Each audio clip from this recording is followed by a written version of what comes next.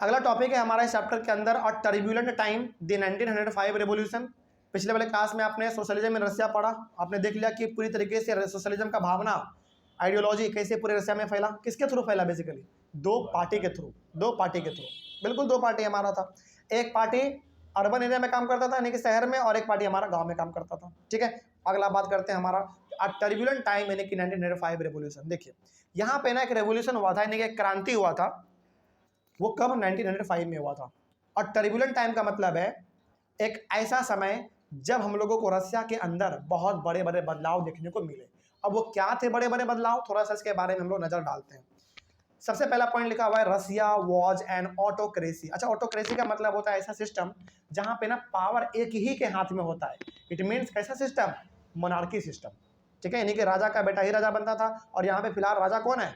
सार Nicholas second. ठीक है, तो हम लोगों को अभी जो हम लोग पूरा चैप्टर पढ़ रहे हैं इससे तो आपको यही मालूम चल रहा है कि अभी तक फिलहाल राजा मतलब कि रसिया कैसा कंट्री है? एक मोनार्की वाला कंट्री है।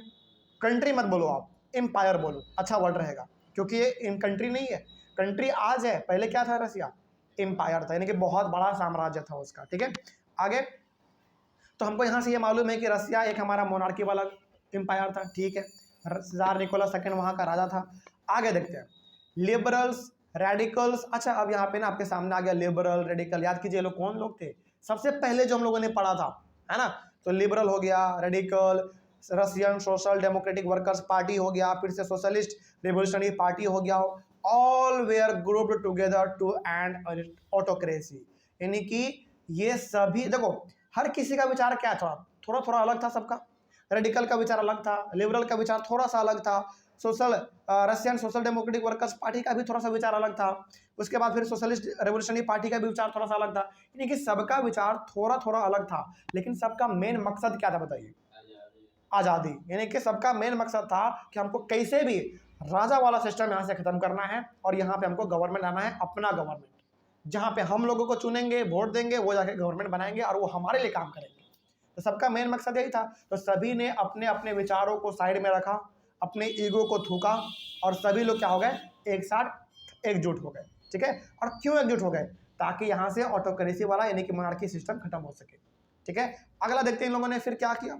Also they were supported by peasants, workers and Jadidists of Muslim dominated areas.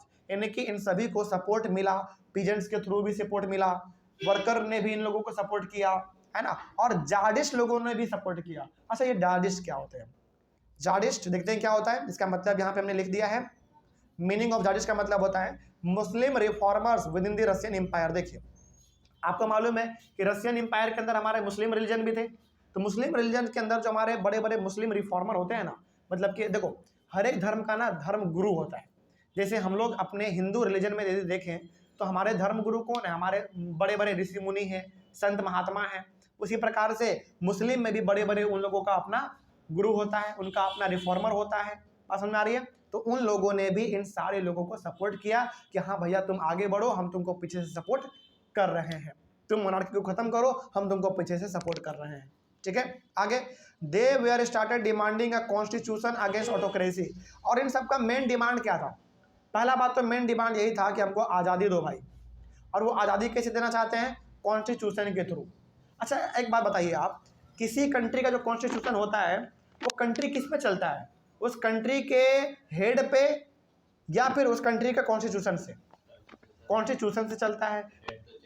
Head तो चेंज होता रहता है, बिल्कुल सही बात है कहना आपका, लेकिन कॉन्स्टिट्यूशन कभी चेंज नहीं होता। उसमें बदलाव होते हैं, एडिशन होता है, उसमें सब्ट्रैक्शन एडिशन कॉन्स्टिट्यूशन में होता है, लेकिन क्या वो कभी चेंज होता है कंप्लीटली? नहीं। लेकिन लीडर तो हमारा चेंज होता रहेगा।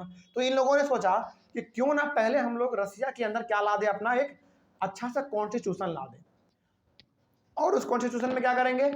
बदलाव कर देंगे। थोड़ा सा बदलाव इस तरीके से करेंगे कि मोनार्की का सिस्टम खत्म हो जाएगा और यहाँ पे गवर्नमेंट वाला सिस्टम हमारा यानी कि अपना गवर्नमेंट का सिस्टम लागू हो जाएगा। तो इन लोगों का डिमांड ये था कि रसिया में कॉन्स्टिट्यूशन वाला सिस्टम लाओ, क्योंकि अभी तक रसिया में कॉन्स्टिट्यूशन वाला सिस्टम नहीं था, क्योंकि रूल कौन करते थे? राजा। तो क्या यहाँ पे कोई संविधान का जरूरत था? कोई जरूरत नहीं था यहाँ पे। ठीक है, खैर आगे बढ़ते हैं। तो इनका डिमांड था कि भैया यहाँ पे पहले एक ना कॉन्स्टिट्यूशन हमको चाहिए जो कि हर किसी के राइट को प्रोटेक्ट कर सके।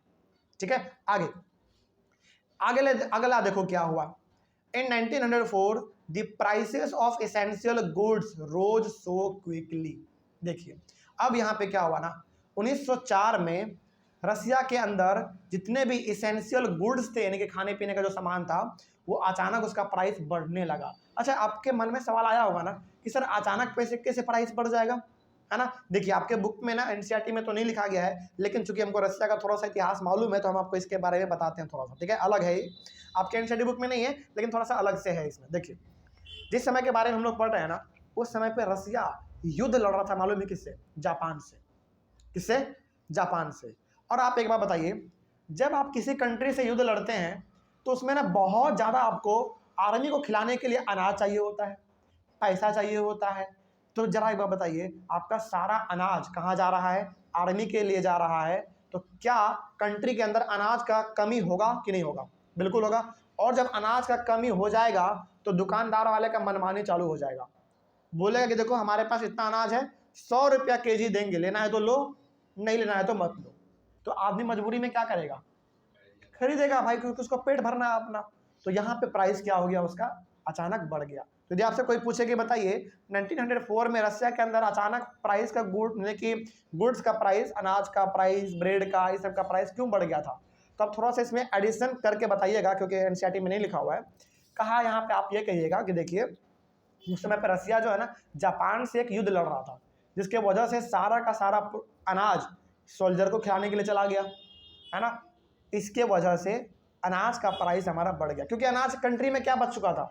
बहुत ही कम बच चुका था अनाज। और जब कम रहता है ना कोई चीज़, उसका प्राइस ऑटोमेटिक बढ़ जाता है, क्योंकि यहाँ पे मनमानी किसका शुरू होता है? मनमर्जी का बेचता है वो दुकानदार। कहता है कि देखो हमारे पास इतना ही अनाज है, इतने रुपए में देंगे, लेना है तो लो, नहीं तो जाओ। अब आदमी को भाई पेट भरना है तो मजबूरी में तो लेना पड़ेगा, इसीलिए अनाज का प्राइस थोड़ा सा हमारा बढ़ गया था। अगला क्या है देखो, over 1,10,000 workers in Saint went on strike and started demanding a reduction in the working day to 8 hours and increase in wages and improvement in working condition। और साथ ही साथ हम लोगों को यहाँ पे भी देखने को मिल रहा है, लगभग 1,10,000 वर्कर संत पीटर्सबर्ग का कहाँ पे चला गया? स्ट्राइक पे चला गया, यानी कि धरना पे चला गया। हम काम करेंगे ही नहीं। क्यों नहीं करेंगे? क्योंकि भैया तुम हमसे काम बहुत ज़्यादा करवाते हो। कितना करवाओ काम हमसे? अब ये लोग जब स्ट्राइक पे गया, अब से जब कोई धरना देता है ना, उसका कुछ डिमांड होता है। मान लीजिए कि आप धरने पे बैठ गए, फालतू में मुर्दाबाद मुर्दाबाद कर रहे हैं, तो पुलिस आपको पीटेगी, जरूर पीटेगी। लेकिन यदि आप किसी कारण से मुर्दाबाद कर रहे हैं तो पुलिस आपके बातों को पहले सुनेगी, है ना। तो ये 1,10,000 वर्कर जो काम करते थे सेंट पीटर्सबर्ग में, वो सारे के सारे स्ट्राइक पे बैठ गए। क्यों बैठ गए? क्योंकि इनका बोलना यह था, यानी कि इनका डिमांड था कि हमारा जो काम करने का टाइम है ना, उसको घटा के कितना कर दो? 8 घंटा कर दो। क्योंकि पहले कितना था याद कीजिए, पहले 15 घंटा था छोटे फैक्ट्री में, और बड़े बड़े फैक्ट्री में 10 से 12 घंटा। इनका कहना था कि हमारा टाइम करने का जो समय है उसको 8 घंटा करो, पहला चीज़। दूसरा इसका डिमांड था कि मेरा वेज क्या करो, थोड़ा सा बढ़ा दो, यानी कि मेरा पेमेंट थोड़ा सा बढ़ाओ, क्योंकि पेमेंट तुम लोग कम देते हो हमको। और तीसरा इनका ये था कि वर्किंग कंडीशन थोड़ा सा हमारा ठीक करो, यानी कि जहाँ पे काम करते हैं वहाँ पे मच्छर है, थूका हुआ है, गंदगी है, कोई साफ सफाई नहीं है। ये इनका 3 मेन डिमांड था। पहला डिमांड था कि 8 घंटा काम करो, पहला ये। दूसरा वेज हमारा बढ़ाओ, यानी कि हमारा पेमेंट बढ़ाओ। और तीसरा इनका था कि वर्किंग कंडीशन सुधारो, ठीक है। अगला यदि हम लोग बात करें तो the strike of workers lead by father Gapon. और ये जो स्ट्राइक चल रहा था, इस स्ट्राइक को लीड कौन कर रहा था, यानी कि इस स्ट्राइक का लीडर कौन था? फादर गैपन। याद रखिएगा, आपसे पूछा जाएगा कि स्ट्राइक का हेड कौन था, यानी कि उसको लीड कौन कर रहा था, तो उसका नाम था फादर गैपन, ठीक है। आगे बढ़ते हैं।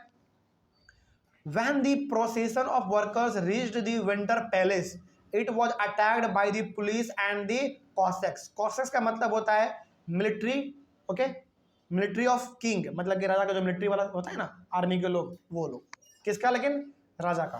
तो जैसे ही ये लोग स्ट्राइक करते करते किसकी ओर आगे बढ़े? राजा के खिलाफ। और राजा कहाँ पे रहते थे? विंटर पैलेस में रहते थे, याद रखिएगा इस बात को। यानी कि सार निकोलस सेकेंड जो था वो विंटर पैलेस में रहते थे, और ये लोग मुर्दाबाद मुर्दाबाद करते करते कहाँ पे पहुँच गए?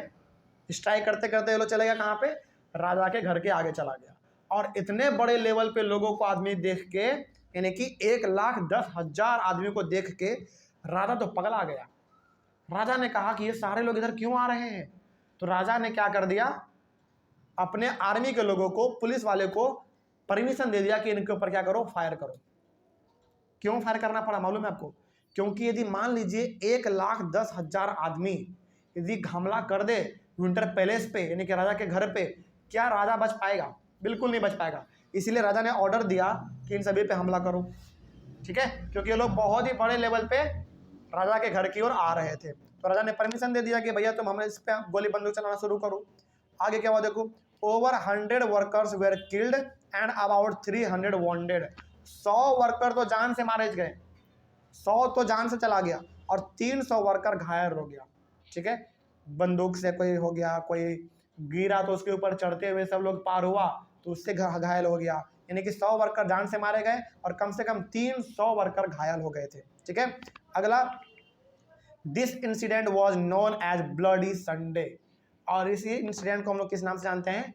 ब्लडी संडे के नाम से जानते हैं। याद रखिएगा, आपसे बोला जाएगा कि ब्लडी संडे क्या था, तो आप बोलिएगा कि ब्लडी संडे ये था कि लगभग 1,10,000 वर्कर स्ट्राइक करते हुए, यानी कि धरना देते हुए विंटर पैलेस राजा के घर की ओर आगे आ रहा था। तो राजा ने इतने बड़े भीड़ को देखते हुए अपने आर्मी को बोला कि इसके ऊपर फायर करो, और उस फायर में 100 आदमी का जान चला गया और 300 लगभग घायल हो गया। ये हुआ था कब? संडे के दिन में हुआ था, इसीलिए इसका नाम पड़ा गया ब्लडी संडे, यानी कि संडे कैसा वाला? ब्लडी वाला, यानी कि खून वाला संडे, ठीक है।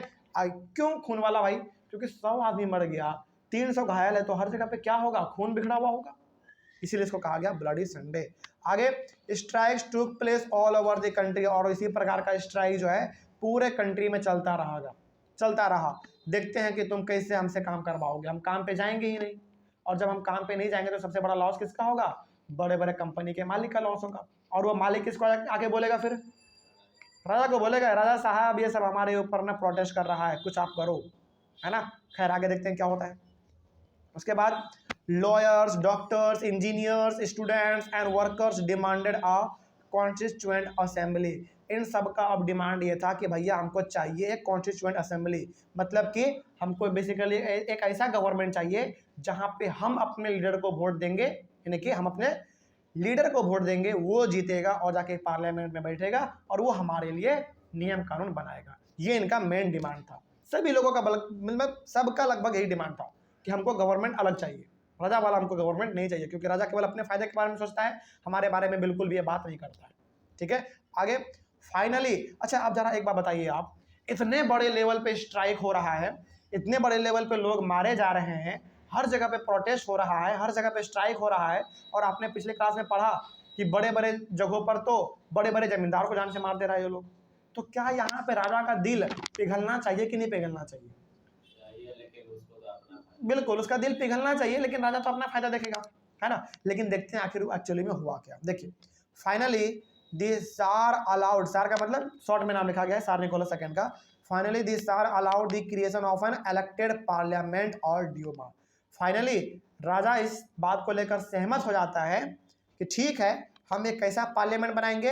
इलेक्टेड पार्लियामेंट, मतलब कि उसमें जितने भी लोग बैठेंगे वो सारे के सारे वोटिंग के थ्रू आएंगे, अपने मन से नहीं। जिसको हम बोल देंगे वो आके बैठेगा पार्लियामेंट में, वो नहीं, आप लोग जिसको चुनोगे वो पार्लियामेंट में आएगा, बैठेगा, वो आपके लिए नियम कानून बनाएगा और आपके वो हक का बात करेगा, ठीक है। फाइनली सार निकोलस सेकंड इस चीज के लिए मान गया, ठीक है। और याद रखिएगा, पार्लियामेंट को हम लोग और किस नाम से जानते हैं उस समय पे? ड्यूमा के नाम से, DUMA, ड्यूमा के नाम से। आगे, but the tsar dismissed the first Duma within 75 days. देखिए, इलेक्शन हुआ, लोग पार्लियामेंट में गए भी, लेकिन जार निकोलस सेकंड ने पार्लियामेंट को, यानी कि ड्यूमा को 75 डे के अंदर ही उसको डिसमिस कर दिया। बोला कि नहीं, कोई यहाँ पे ऐसा सिस्टम नहीं चलेगा, यानी कि जो आदमी वहाँ पे वोटिंग के थ्रू गया था, चुनाव जीत के गया था, उसको क्या कर दिया? वहाँ से बाहर निकाल दिया, कहा कि ऐसा कुछ नहीं होगा, चलो निकलो यहाँ से। मात्र 75 डेज में, मतलब लगभग कितना दिन? लगभग 2.5 महीने के अंदर उसको डिसमिस कर दिया कि नहीं ऐसा कुछ नहीं होगा।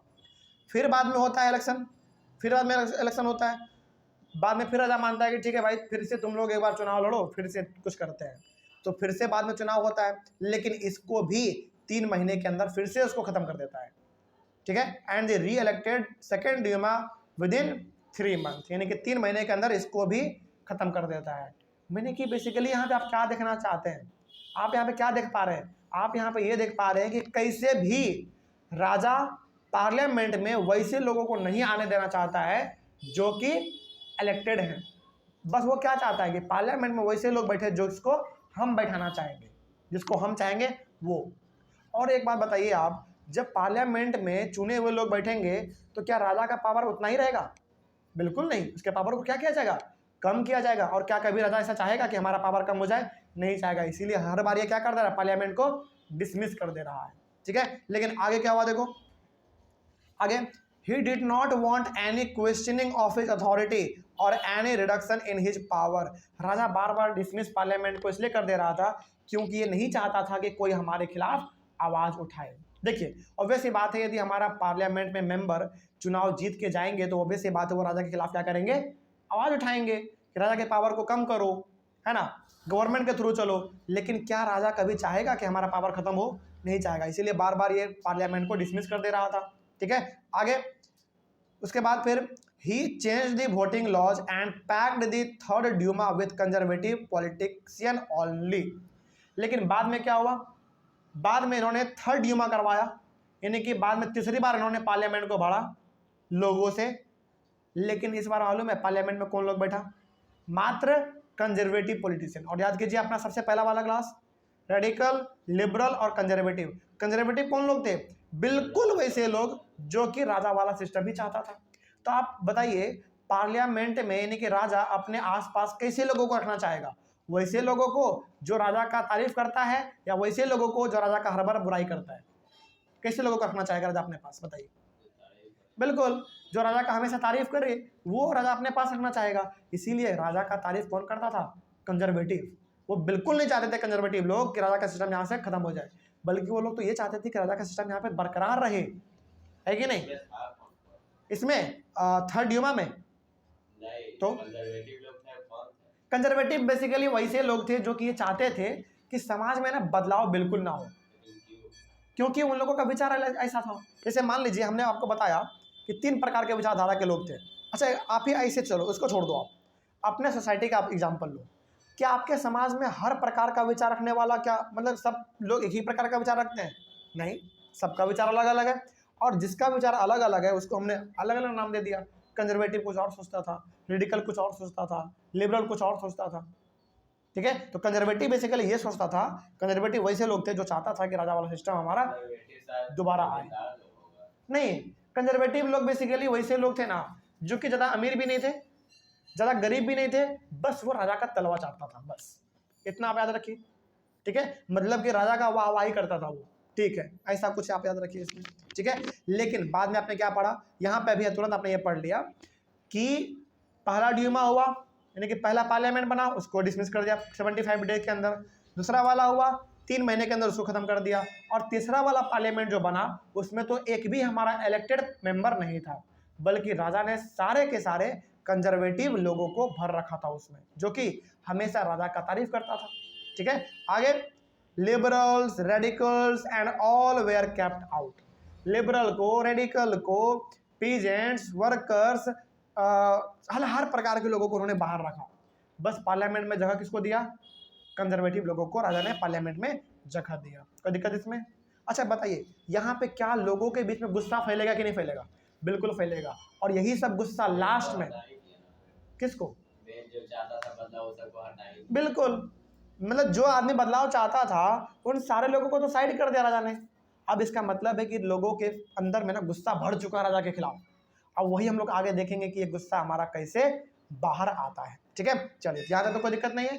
तो यहाँ तक आपने समझा कि राजा जो चाहता था वही हुआ, बल्कि जो वर्कर्स, पीजेंट्स, ये लोग जो चाहते थे वो कभी भी नहीं हो पाया। ठीक है, आगे बढ़ते हैं। तो अगला टॉपिक हमारा होगा the first world war and the Russian empire. यानी कि हम लोग इसमें ये पढ़ेंगे कि फर्स्ट वर्ल्ड वॉर के दौरान हमारा रशिया का एम्पायर का क्या हाल था। ठीक है, इसको हम लोग अपने अगले वाले क्लास में कवर करेंगे। तब तक के लिए थैंक यू वेरी मच।